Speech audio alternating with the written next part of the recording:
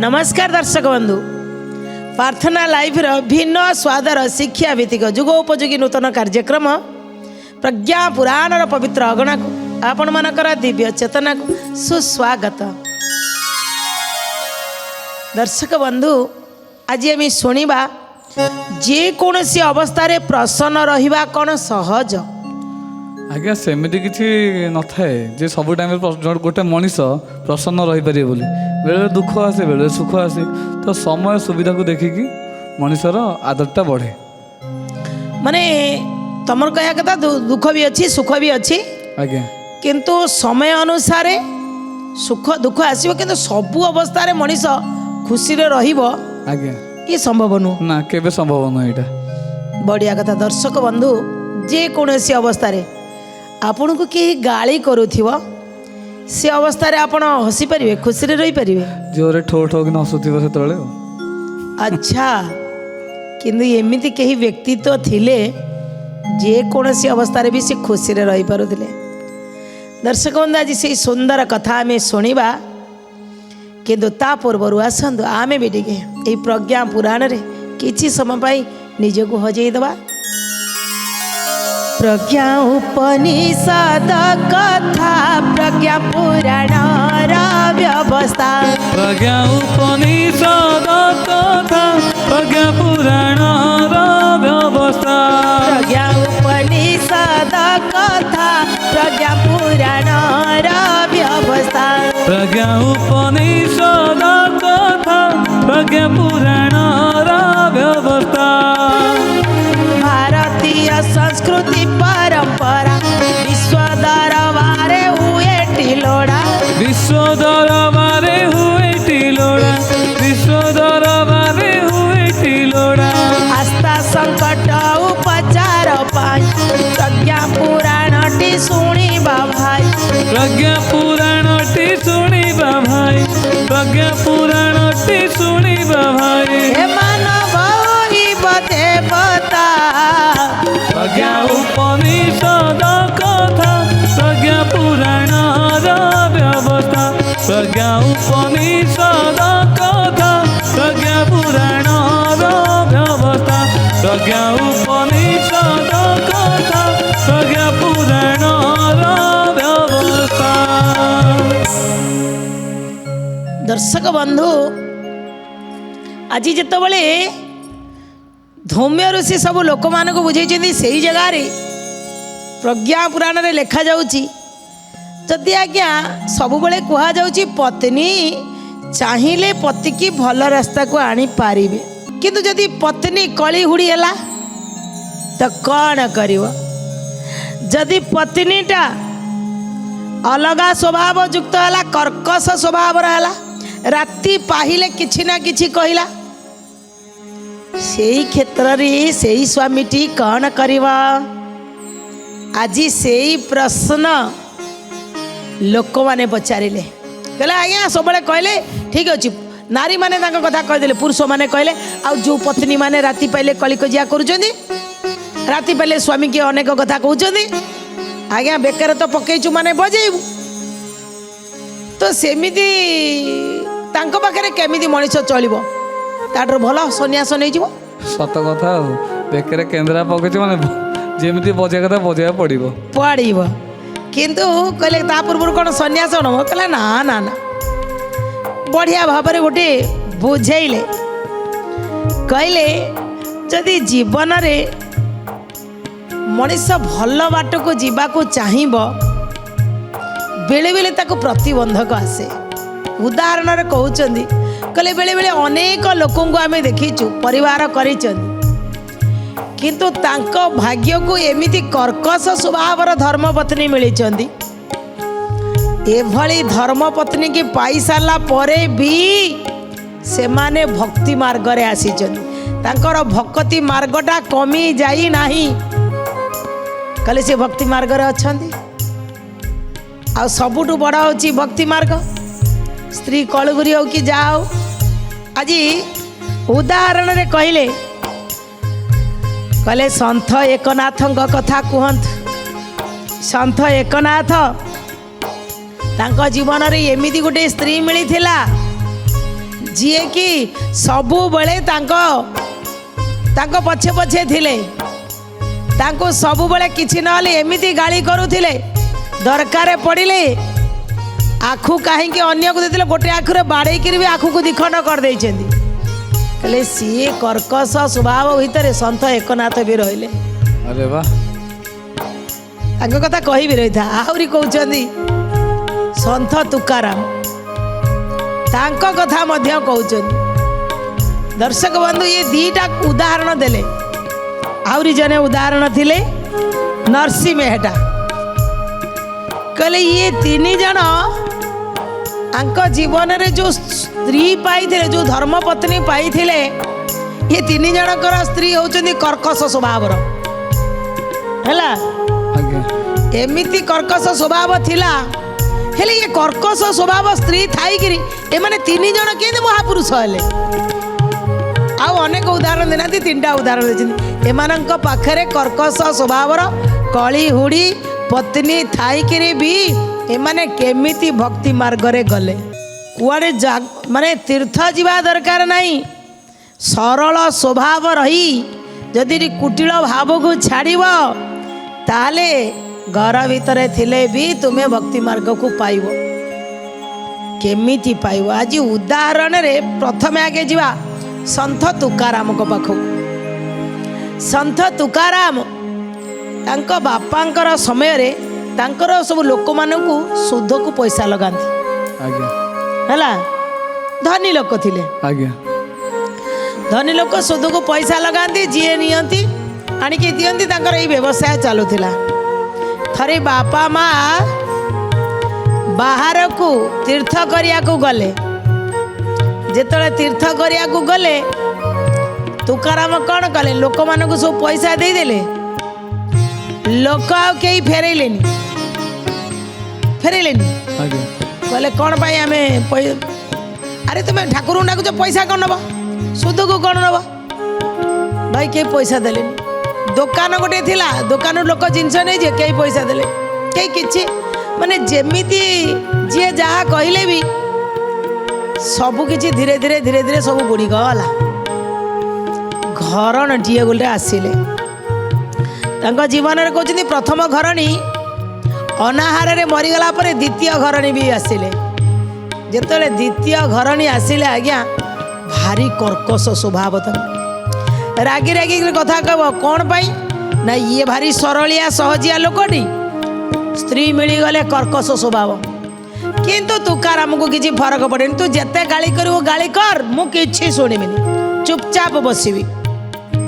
ଦିନେ ଭାବିଲେ, କହିଲେ ପ୍ରଭୁ ଭକ୍ତି ମାର୍ଗକୁ ଯିବା ପାଇଁ ବୋଧେ ଏଇ ଗୋଟେ ଉପହାରଟିଏ ମୋତେ ଦେଇଛ। ଆଉ ସେଇଥିପାଇଁ ମୋତେ ବିନା ଦ୍ୱିଧାରେ ମୋ ଭିତରେ ସହନଶୀଳ ଶକ୍ତି, ଧୈର୍ଯ୍ୟ ଶକ୍ତି ମାପୁଛ କି ମୋ ସ୍ତ୍ରୀ ଦ୍ୱାରା? ଦର୍ଶକ ବନ୍ଧୁ, ବାସ୍ତବରେ ଭଗବାନ କ'ଣ ଜାଣି ଜାଣିକିରି ଏମିତି ଧର୍ମପତ୍ନୀ ଦେଇଛନ୍ତି କି? ନିଶ୍ଚିତ ଜାଣିବା। ଦର୍ଶକ ବନ୍ଧୁ ମନେ ମନେ ଭାବୁଛନ୍ତି, ଏମିତି ଧର୍ମପତ୍ନୀଟି ମୋତେ ଦେଇଦେଲ, ଏ କର୍କଶ ସ୍ୱଭାବଟି ଥିଲା, ସତ୍କାର୍ଯ୍ୟରେ ରୁଚି ନଥିଲା। ସତ୍କାର୍ଯ୍ୟରେ ରୁଚି ନଥିଲା, ସତ୍କାର୍ଯ୍ୟରେ ରୁଚି ନଥିଲା। ସର୍ବଦା କଳି କରୁଥାନ୍ତି, ବିଚଳିତ ସ୍ଥିରମତି। ବିଚଳିତ ସ୍ଥିରମତି, ବିଚଳିତ ସ୍ଥିରମତି। ମନେ ମନେ କହିଲେ, ପ୍ରଭୁ ହେଇ ଯେଉଁ ଘରଣୀଟିଏ ଦେଇଛ, ଭାରି କର୍କଶ ସ୍ୱଭାବ। ଯଦି ଆଜି ଖାଇବାକୁ ନାହିଁ, ଆଉ ମୋର ପୁରା ସବୁ ପ୍ରକାର ମୋତେ ଯେତେ କହିବା କଥା ସବୁ କହିଦେଉଛନ୍ତି। ଆଉ ସତ୍କାର୍ଯ୍ୟ ତା ଦ୍ୱାରା କିଛି ନାହିଁ। ରାତି ପାଇଲେ ଗେଜରେ ଗେଜରେ ଗେଜରେ ଗେଜରେ ତାକୁ ବି ମୋରି ପାଖକୁ ଆଣି ଦେଇଛ। ମୁଁ ତୁମକୁ ଦିନ ରାତି ଡାକୁଥିଲି ନା ପ୍ରଭୁ, କିନ୍ତୁ ମୋତେ ଶେଷରେ ଏମିତି ଗୋଟେ ଘରଣୀ ଆଣିକି ଦେଇଦେଲ। ହେ କରୁଣା ନିଧାନ, ତୁମେ କ'ଣ ଗୃହର ଆସକ୍ତି ମୋ ଠାରୁ ଦୂର କରିବା ପାଇଁ ଗୋଟେ ସ୍ଥାୟୀ ବ୍ୟବସ୍ଥା କରିଦେଲ କି? ଏମିତିଆ ଘରଣୀ ଦେଇ ଗୋଟେ ସବୁଦିନ ପାଇଁ ପରମାନେଣ୍ଟ ଗୋଟିଏ ଅଙ୍କୁଶ ଦେଇଦେଲ। ସେ ଅଙ୍କୁଶଟା ପୁଣି ମୋର ପତ୍ନୀ ରୂପରେ। କହିଲେ ଏ ଗୃହର ଆସକ୍ତିରୁ ଦୂର ରଖିବା ପାଇଁ କଲ ସ୍ଥିର ରଖିବା ପାଇଁ କଲ ସ୍ଥିର ରଖିବା ପାଇଁ କଲ ସ୍ଥିର ଏଭଳି ପତ୍ନୀ ଦେଇଛନ୍ତି ଅଙ୍କୁଶ ମୋର ରଖିଛନ୍ତି ଅଙ୍କୁଶ ମୋର ରଖିଛନ୍ତି ଅଙ୍କୁଶ ମୋର ରଖିଛନ୍ତି। ହେ କରୁଣା ନିଧାନ ସତରେ କ'ଣ ଏ ଗୃହର ଯେଉଁ ଆସକ୍ତିରୁ ଦୂର କରିବା ପାଇଁ ଗୋଟେ ପତ୍ନୀ ରୂପରେ ଅଙ୍କୁଶଟିଏ ସ୍ଥିର କରିକି ରଖିଦେଇଛନ୍ତି ସବୁଦିନ। ଇଏ ଦିନକୁ ଦିନ ମୋତେ କେଞ୍ଚୁଥିବ, ଇଏ ଦିନ ଦିନ ମୋତେ ଗାଳି କରୁଥିବ। ମୁଁ ତ ଇଏ ମାର୍ଗରେ ଆଇଲି, ସାଧନା ମାର୍ଗରେ ଆଇଲି, ତ ମୁଁ ଆଉ ସ୍ତ୍ରୀ କି ମାରିପାରିବିନି, ମୁଁ ତ ତାକୁ ବାହାରି କରିପାରିବିନି, ଅନ୍ୟାୟ କରିପାରିବିନି। ବଢ଼ିଆ, ମୋ ମନରେ କାଳେ ଟିକେ ରାଗ ଉତ୍ପନ୍ନ ହେଇଯିବ, କାଳେ ମୋହ ଉତ୍ପନ୍ନ ହେଇଯିବ, ସେଗୁଡ଼ା କେମିତି ହବନି ବୋଲି ଇଏ ବୋଧେ ମୋ ପାଇଁ ପ୍ରଥମ କରି କେମିତି ମୁଁ ତପସ୍ୟା କରିବି, ଇଏ ବୋଧେ ମୋ ପାଇଁ ପ୍ରଥମ କରି ତମେ ଦେଇଦେଇଛ ଏଇ ଅଙ୍କୁଶଟା। କାରଣ ସ୍ତ୍ରୀ ରାଗିଲେ ମୁଁ ଯେତେବେଳେ ଚୁପ୍ ରହିବି, ଦର୍ଶକ ବନ୍ଧୁ ଏଇଠି ଶୁଣନ୍ତୁ, ଅଭ୍ୟାସ କହିଲେ ମୋତେ ଯେତେବେଳେ ସ୍ତ୍ରୀ କହୁଛି ମୁଁ ଆଗେ ଚୁପ୍ ରହୁଛି, ଏ ଯିଏ କହିଲେ ଏବେ ଚୁପ୍ ରହିବି, ଟେନସନ୍ ନାହିଁ, ସତ କଥା। ଇଏ ଅଭ୍ୟାସ। ଆଉ ଏମିତି ତ ଘରଣୀ ନାହିଁ ଯେ ମୋ ଭିତରେ ମୋହ ଉତ୍ପନ୍ନ ହେବ। ମୋ ଘରଣୀ ପ୍ରତି ମୋହ ଉତ୍ପନ୍ନ ହେଇନି ମାନେ ମୋର ନିଜକୁ କଣ୍ଟ୍ରୋଲ ପାୱାର ଅଛି। ଯାଅ ତୁମେ ଯାହା କରିଛ ପ୍ରଭୁ ବଢ଼ିଆ କରିଛ, ଇଏ ସବୁ ଆପଣଙ୍କର କୃପା ଅପାର। ଦର୍ଶକ ବନ୍ଧୁ, ସନ୍ଥ ଏକନାଥ ବଢ଼ିଆ କାହାକୁ କହୁଛନ୍ତି? ଭଗବାନ କହୁଛନ୍ତି ତୁମେ ମୋ ଜୀବନରେ ଏଇଭଳି ଗୋଟେ ସ୍ତ୍ରୀ ଦେଇଦେଲ ଯିଏ ମୋତେ ବଢ଼ିଆ ଉପଯୁକ୍ତ ରାସ୍ତାରେ ନେବା ପାଇଁ ସାହାଯ୍ୟ କରିବ। ଦିନ ଯେତେ କହିଲେ ମୋ ଧୈର୍ଯ୍ୟର ଚାବି କାଠିକି ମୁଁ ପୁରା ଦେଖୁଛି ମଜବୁତ କରିସାରିଲେ। ଏ ସ୍ତ୍ରୀ ନ ପାଇଥିଲେ ତ ମୋର କାହାକୁ କାହାକୁ ରାଗି ପଡ଼ିଥାନ୍ତି, କାହାକୁ କ'ଣ କହିଦେଇଥାନ୍ତି। ତେଣୁ ଇଏ ମୋ ପାଇଁ ବଢ଼ିଆ। ସନ୍ଥ ଏକନାଥ କହୁଛନ୍ତି। ଏକନାଥ ଦର୍ଶକ ବନ୍ଧୁ ଜାଣିଛନ୍ତି, ସମସ୍ତେ ବୋଲ ବମ ମାଠିଆ ନେଇକି ଯାଉଛନ୍ତି, ଏକନାଥ ନେଇକିରି ଯାଇଛନ୍ତି। ଯେତେବେଳେ ଗଲାବେଳକୁ ଭଗବାନ ସମସ୍ତେ କହିଲେ ରାମେଶ୍ୱରମ ଯାଉଛୁ, ଏକନାଥ ବି କହିଲେ ମୁଁ ବି ରାମେଶ୍ୱରମ ଯିବି। ସମସ୍ତେ ଯାଉଛନ୍ତି ରାମେଶ୍ୱରମ। ଦେଖନ୍ତୁ ଚିନ୍ତା କେମିତି, ରାମେଶ୍ୱରମ ଯିବେ କ'ଣ, ଦେଖିଲେ ବାଟରେ ଗୋଟେ ଓଟଟା ଶୋଇଛି। ସେ ଓଟ ଟିକେ ଛଟପଟ ହେଉଛି, ସବୁ ଲୋକ ଯାଉଛନ୍ତି ବୋଲ ବମ ହରାର ବମ କହିକି, କିନ୍ତୁ ସନ୍ଥ ଏକନାଥ ଟିକେ ଅନେଇ ଦେଲେ, ଆରେ ଇଏ ଓଟଟା କ'ଣ ମୋତେ କହୁଛି କି ପାଣି ପିଇବ ବୋଲି। ସେ ଦୁଇଟା ଯାକ ଯେଉଁ ନେଇକି ଯାଉଥିଲେ କଳସରେ ପାଣି, କହିଲେ ଗୋଟେ କାମ କରିବା, ଗୋଟେ ପାଣି ପିଆଇ ଦେବା, ଆଉ ଗୋଟେ ପାଣି ନେଇ ରାମେଶ୍ୱରମରେ ଢାଳିବା। ଗୋଟେ ପାଣି ନେଇକିରି ଟିକେ ଓଟକୁ ପିଆଇ ଦେଲେ, ଓଟ ଟିକେ ପିଇଲା, ଖୁସି ହେଲେ, କହିଲେ ଠିକ୍ ଅଛି ଯିବେ ଦୟା। ପୁଣି ଆଉ ଗୋଟେ ନେଇକିରି ଯିବାକୁ ବାହାରିଲା ବେଳକୁ ଓଟ ଆଉ ଟିକେ ଛଟପଟ ହେଲା। ତା କଥା ବୁଝିପାରିଲେ ସନ୍ଥ ଏକନାଥ, କହିଲେ ଆଚ୍ଛା ଇଏ କ'ଣ କହୁଛି, ତାକୁ କ'ଣ ଖରା କାଟୁଛି ନା ତା ଦେହରେ ଜଳି ପଡ଼ି ଯାଉଛି, ଇଏ ପାଣିଟା ତା ଉପରେ ଢାଳିଦେବି, ଓଂ ନମଃ ଶିବାୟ ଓଂ ନମଃ ଶିବାୟ କରି ତାରି ଉପରେ ସେ ପାଣିଟାକୁ ଢାଳିଦେବି। କହିଲେ ଥାଉ, ମୁଁ କିଏ ରାମେଶ୍ୱର ପାଖକୁ ଯାଉଛି, ସରିଲା ପଳେଇବି। ଯେତେବେଳେ ବୁଲି ପଡ଼ି ଯିବାକୁ ବାହାରିଛନ୍ତି, ତାଙ୍କୁ ଲାଗିଲା ଓଟଟା ତାଙ୍କୁ ପଛଆଡ଼ୁ ଧରି ପକେଇଲା କି, ଆଉ ଟିକେ ବୁଲିକି ଅନେଇଲେ। ଦର୍ଶକ ବନ୍ଧୁ ଯେତେବେଳେ ବୁଲିକି ଅନେଇଲେ କ'ଣ ଦେଖିଲେ କହିଲେ? ଦେଖିଲେ ସ୍ୱୟଂ ରାମେଶ୍ୱରମ ଦେବଦେବ ମହାଦେବ ଠିଆ ହେଇଛନ୍ତି। କହିଲେ ତୁମ ଭିତରକୁ ମୁଁ ପରୀକ୍ଷା କରୁଥିଲି ଯେ ତୁମେ ସତରେ କେତେ ସରଳ, କେତେ ନିଷ୍କପଟ। ତୁମେ ଓଟ ଭିତରେ ବି ନମଃ ଶିବାୟ କହି ମୋତେ ଦେଇଦେଲ। ସେଇ ସନ୍ଥ ଏକନାଥ କର୍କଶ ସ୍ୱଭାବର ଘରଣୀ, ରାତି ପାଇଲେ ମନ ଇଚ୍ଛା ଗାଳି କରନ୍ତି। ଥରେ କ'ଣ ହେଇଛି ନା, ଆଖୁ କିଆରିରୁ ଆଖୁ ପୁରା ସବୁ ହେଇଗଲାଣି, ପାକଳ ହେଇଗଲାଣି, ଆଣିବା ପାଇଁ ସନ୍ଥ ଏକନାଥଙ୍କୁ ଦାୟିତ୍ୱ ଦିଆଯାଇଛି। ଆଖୁ ଆଣିବାକୁ ଯିବ, ଶଗଡ଼ଟିଏ ନେଇକିରି ଗଲେ, ସବୁ ଆଖୁ ଭାଙ୍ଗିଲେ, ଭାଙ୍ଗି ସାରିକି ସବୁ କ'ଣ କଲେ, ନଦିଲେ, ସବୁ କହିଲେ ନେଇକି ଯିବା। ଆଉ ଦର୍ଶକ ଯେତେବେଳେ ଆଣିକି ଆଉଛନ୍ତି, ପିଲାମାନେ ଜାଣିଥାନ୍ତି ନା, ସବୁ ପିଲାମାନେ ଜାଣିଛନ୍ତି ଭାରି ଟିକେ ଉଦାର, ଯିଏ ଯାହା ମାଗିଲେ ଦେଇଦେବ। ଆଖୁ ତ ପିଲାମାନଙ୍କର ଖୁସିର କଥା। ପିଲାମାନେ କ'ଣ କଲେ ନା गोटे गोटे मागिले कहले दियंतु आज्ञा गोटे दौना आमको जड़े जड़े मागी चलिले एकनाथ जन को दौरान दर्शक बंधु ये कहुई कारण एकनाथ मनरे ता प्रति शत्रुता भाव न थाए कौन कहगला ये शत्रुता न कर का संगे कहीं न रख आस कहारी को भय न करी लभ भक्ति जस जय जय जगन्नाथ जगतर नाथ सभी कुहती तुमको अनाथर नाथ ए प्रेम भक्ति जल धौत करे अंतर बल सबु बल मध्य श्रेष्ठती अटे भक्तिर बल जय जय जगन्नाथ जगतर नाथ सभी कुहती तुमको अनाथर नाथ। दर्शक बंधु शत्रुता न कर का संगे कहीं न रख आस जदि कहा सहित आमे शत्रुता करिबा नहीं काठारु पाइबार आशा रखिबा नहीं ताले काहाकू कहीं भक डर माड़िब डर केबे माड़िब नहीं आउ प्रेम भक्ति जहाँ भितर अच्छी जार निर्मल मन जन सोमयी पावा तेणु जी निर्मल हृदय हम सी भगवान को पाइब आज सन्थ एकनाथ छोट छोट पिला गोटे गोटे मागुंट सी सबू गोटे गोटे गोटे गोटे आखु दे चली देकि गाँ शेष मुंडे पहुँची गले से कौन है दर्शक बंधु देकि जिते जाई आज्ञा गाँ पाखे पहुँचले सबू आखु सरीगला सबू सरीगला लोक मागिकी नहीं गले आखु कियारी रू आखु आसो बिक्री हम पैसा जिते खर्च होती ये भी जाइंट सब बांटी बांटिक सरीगला टोटाल कह गले ये माड़खिया बुद्धि ही कर माड़खिया बुद्धि ही कर न बाड़े लोक भी बाड़े गोटाई आखु आनिले मात्र गोटे बलिला आखु आने को जाइए ना गोटे आखु आनी आसी घरे पहुँचे घरणी तो टे रागी घरणी अनेले आखु कहीं कहले आनी कहीं ये गोटाईटा यहीटा आनी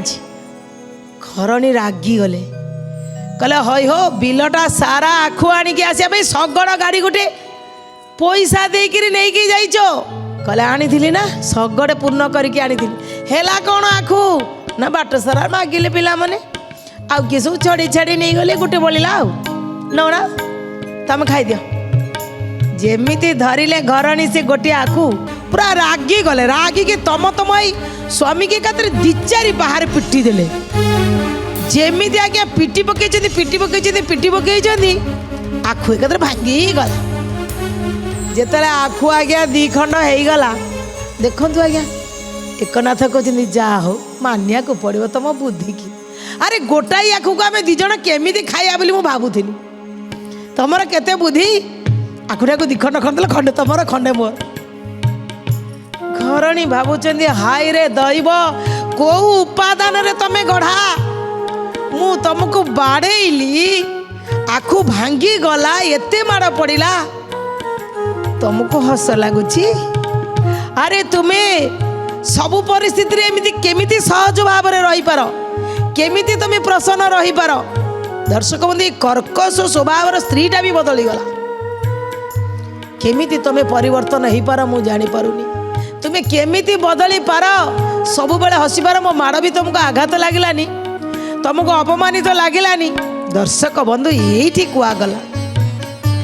जे कौनसी परिस्थिति रे तुम्हें मारिले भी मु जहाँ थी तुम्हें न मारिले भी मुझे थी सबू लोक छड़े नेले मोर किसी कहार नहीं आउ थे सबू लोक मैंने नाकरे काली बोली तांकू बेकरे गोटे चप्पलर माल पकईकरी गाँ दांड सारा बुलाई से दिन घरणी अनेक कांदी थिले तुमको लज्जा लगुन अरे मो मुंड छिंडी पड़ूला तुमको लोक मैंने नहीं एते हैरान कले सन्थ एकनाथ कहले जदि लोकों को खराब लगुन तो मत कहीं खराब लगे ये सब भगवान लीला खेला जदि प्रभु चाहूले एमिति तो मत लोक मैंने चिन्ह पारि न था जा हो मु तो भूली पारि न थांती टोटाल गाँ एमाने किछि न फूलमाଳ न देई तू जुआड़े जोतामाଳ देले मु तो कार किछि खेती करि नथिनी जदि लोक माने मते सेमिति बसैकिरी मोर चुटी की अधा सात बेंटिया करी जदि मते बुलेई पारिबे तो एथिरे किछि असुविधा नहीं आज्ञा से कर्कश स्वभाव युक्त नारी भी से दिन बदली जाइथला खू उपादान रे तमे गढ़ा तुमको अपमान देले भी बाधुनी तुमको के मु एते कथा कहले भी बाधुनी केते थर ये स्त्री पार्टी रे तुमको कौन कौन कही तथापि बाधी पारिला नहीं तुमको आज मारिली भी तुम किसी कही पारुन तथापि तुम एते प्रसन्न एते खुशी केमिति एते सहज तुम हो पार दर्शक बंधु तांको भितरे कौन थिला जानिछन्ती कौन थिला ना हरि गुण ग्राम श्रवणे सदा शांति मिलाई पद्म तोला जथा शुणिले स्थिर हुई जय जय जगन्नाथ जगतर नाथ सभी कुहती तुमको अनाथर नाथ सहस्र मनुष्य मध्य एक धार्मिक हुए विषय विमुख गोटिए कोटि धार्मिक थाए जय जय जगन्नाथ जगधर नाथ सभी कुहती तुमको अनाथर नाथ। दर्शक बंधु जहा भितर कहते हरि गुण ग्राम श्रवणे सदा शांति मिलई जी सब बड़े हरिंकर गुणगान करुथिले पद्म तोला शुणी सारिला परे अही कहले सर्प जेमिति स्थिर हो जाए सेमिति मो भितर पूरा हरिंकर कथा अच्छी मते जीए जहा कहू मु कौन पाई टेंशन हेबी से जेकोसी समय मु मध्य शांत रही पारुथिली नरसी मेहटा मध्य अल्प बयस रे पत्नी चली गले सी कहले भल जो अंजाल मुक्त हो गली मु एबे श्री गोपाल को भजन करी भल भाव करी ये जातु जेते मो संग पछरे लागुथिले से माने पळेला भल हला दर्शक माने कौनसी भी परिस्थिति रे भगवान को छाड़ी ना माने जे कौनसी परिस्थिति रे प्रसन्न रही पारिबनी आम भलिया लोक आमको किए कहले आम दीपद कहीदबा किंतु सी स्वतंत्र भाव में आसीथिले भगवान भक्त हेई सेइथिपाई जे कौनसी परिस्थिति रे सी सहज रहूथिले हैला आमे रही परिबनी से माने स्वतंत्र आ सेई मानक चरण तले कोटि कोटि प्रणाम करी आज कथा को आम एठी रखुछु विदाय नवा पूर्व से अमूल्य कथाटी पति पत्नी दुईटा खट को जॉइंट करी सोइबे नहीं जितेबाला आम बेडरूम रे पकाउछन दुईटा खट छोटिया छोटिया खट अनेक लोक दीटा खट को जॉइंट करिकी जदि पति पत्नी तांकर शयन कक्ष दीटा खट को जॉइंट करी शुअंती ताले दैनिक दी जनकर झगड़ा हम तार प्रतिकार कौन करिया गोटाए खट मनकर पाउनी पिला बड़ हो गले कौन करेंगे ना से जगार जदि दीटा खट को आपण जॉइंट करके रखिंट ताले गोटाए बड़ गद्दी तैयारी करंतु जो गद्दी दीटा जाकर फाट को बंद करिवो गोटाई करिवो ताले आज्ञा दी जनक भितर खटर पटर टिके कम हम शांति रे रहिबे। ए कामना सहित आज कथा को ये रखुच रच नमस्कार। श्रीमद् प्रज्ञा पुराणाय नमो नमः।